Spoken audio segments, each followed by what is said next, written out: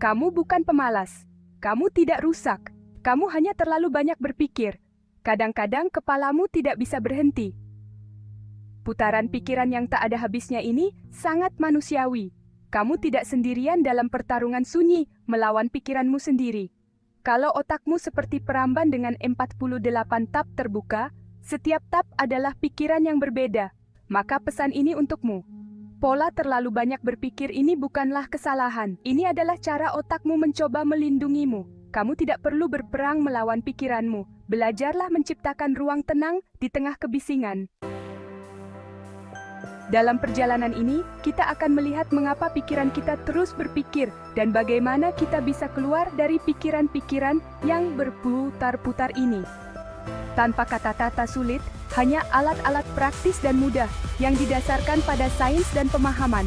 Kamu akan belajar 3 teknik sederhana untuk menemukan kembali ketenangan dalam pikiranmu dan belajar mendengarkan pikiranmu secara berbeda dengan tenang dan terkendali.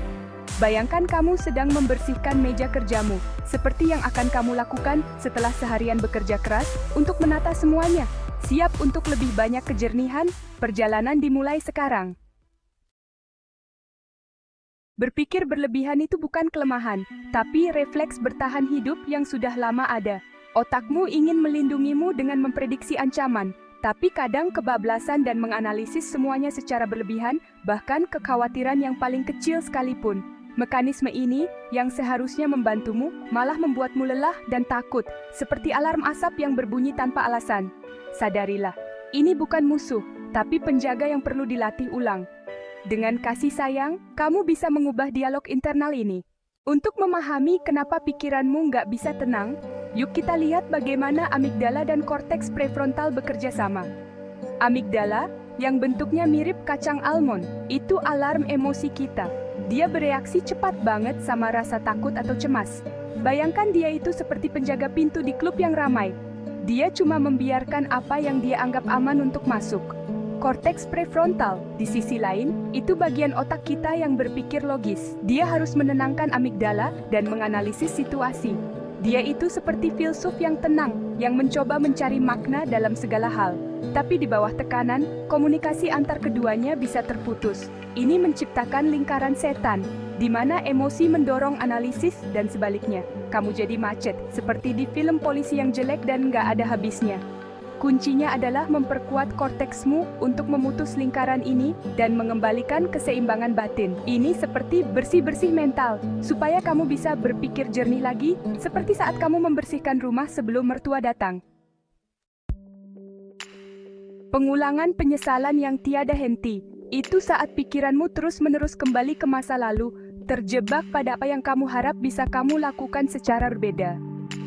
Andai saja menjadi frasa favoritmu. Kamu menganalisis setiap kata, setiap gerakan, berharap bisa memperbaiki kesalahan, tetapi kamu tetap terjebak dalam rasa malu dan kekecewaan. Membebaskan diri dari lingkaran ini berarti menerima apa yang tidak bisa kamu ubah, dan memilih secara sadar untuk hidup sepenuhnya di masa kini.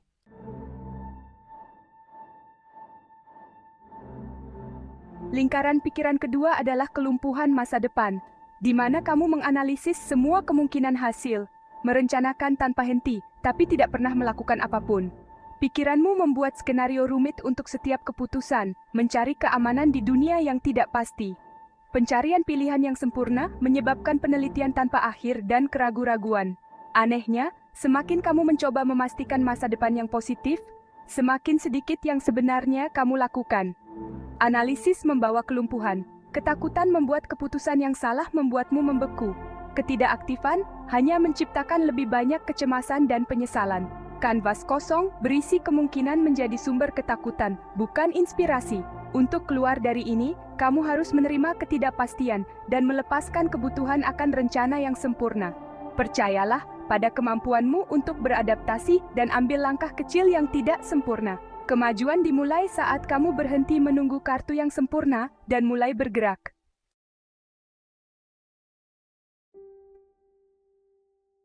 Lingkaran ketiga adalah spiral serangan diri. Di sini, pikiranmu berbalik ke dalam dan kamu menjadi hakim terberat bagi dirimu sendiri. Tidak ada keberhasilan yang cukup. Pikiranmu memperbesar kesalahan dan mengabaikan kualitas baikmu. Pikiran seperti, kamu tidak cukup pintar, atau semua orang bisa melakukannya, kecuali kamu, terus berulang tanpa henti. Suara batin ini merusak harga dirimu, dan memutarbalikkan caramu memandang dirimu sendiri. Suara kritik terasa pribadi dan nyata, membuatmu merasa sendirian dan malu. Kamu merasa terjebak, lelah karena kritik yang terus-menerus ini. Solusinya bukanlah berdebat dengan kritikus ini, tetapi menyadari bahwa suaranya hanyalah pikiran, bukan fakta. Pisahkan kritikus itu. Kamu adalah pengamatnya, bukan suaranya. Perubahan ini adalah langkah pertama untuk memutus lingkaran ini dan menemukan kembali nilaimu. Ingat, kamu bukanlah kritikus batinmu. Kamu adalah kesadaran yang mendengarkannya.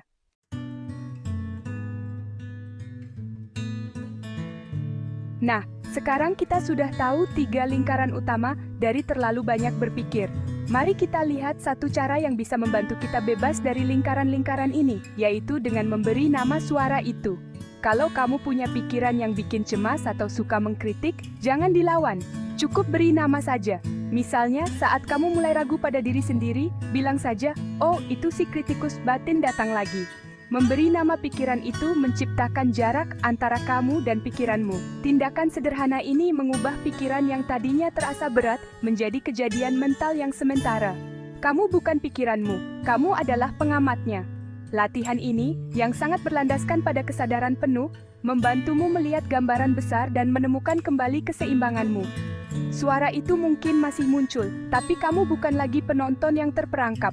Sebaliknya, kamu memegang kendali dengan tenang dan melihat pertunjukan itu dari kursi sutradara. Ini adalah langkah pertama untuk menemukan kembali kedamaian batinmu.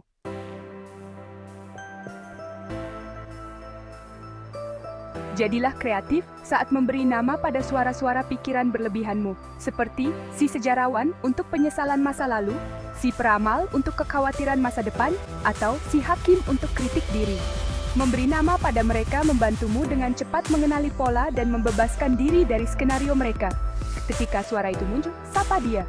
"Terima kasih hakim, tapi aku yang akan mengurus ini." Pengakuan yang tenang ini melemahkan siklus pikiran berlebihan. Seiring waktu, otakmu belajar melepaskan diri dari ketakutan dan hal negatif. Prosesnya menjadi lebih otomatis, dan pemulihanmu dari lingkaran negatif menjadi lebih cepat. Konsistensi lebih penting daripada kesempurnaan. Setiap kali kamu memberi nama pada suara itu, kamu memperkuat kemampuanmu untuk mengamati. Jangan mencari eksekusi yang sempurna, teruslah berlatih. Lain kali suara itu muncul, beri nama dan ambil kembali kekuatanmu. Kamu adalah pendengar, bukan suara itu.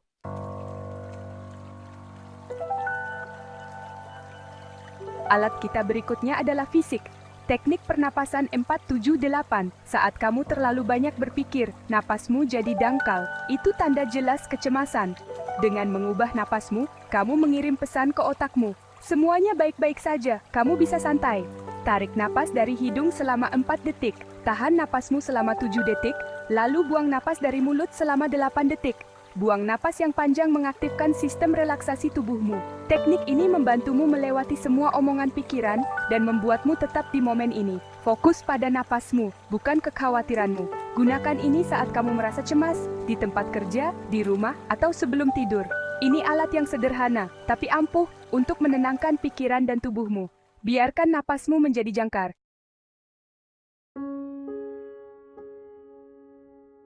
Mari kita coba teknik pernapasan 4-7-8 ini bersama-sama. Cari posisi yang nyaman, dan jika kamu mau, pejamkan matamu. Letakkan ujung lidahmu di belakang gigi depan atasmu. Buang napas sepenuhnya melalui mulutmu. Tarik napas perlahan melalui hidungmu sambil menghitung sampai 4. Tahan napasmu sambil menghitung sampai 7. Buang napas perlahan dan bersuara melalui mulutmu sambil menghitung sampai 8. Ulangi siklus ini 2 kali lagi. Perhatikan setiap rasa tenang atau rileks di tubuhmu.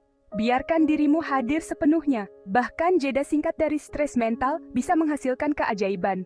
Kamu baru saja menunjukkan bahwa kamu bisa mengubah keadaanmu hanya dengan 1 napas.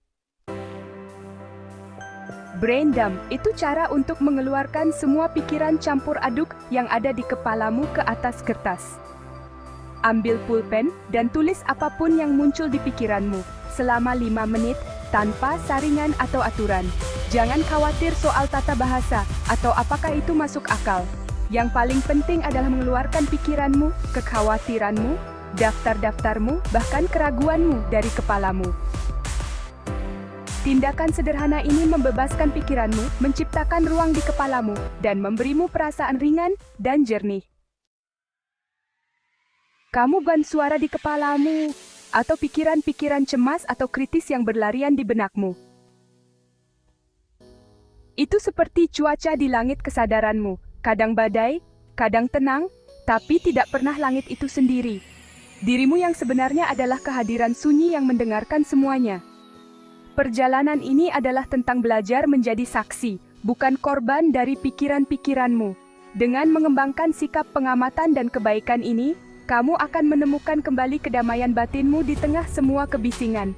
Kamu bukan suaranya, kamu adalah pendengar yang bijaksana dan tenang.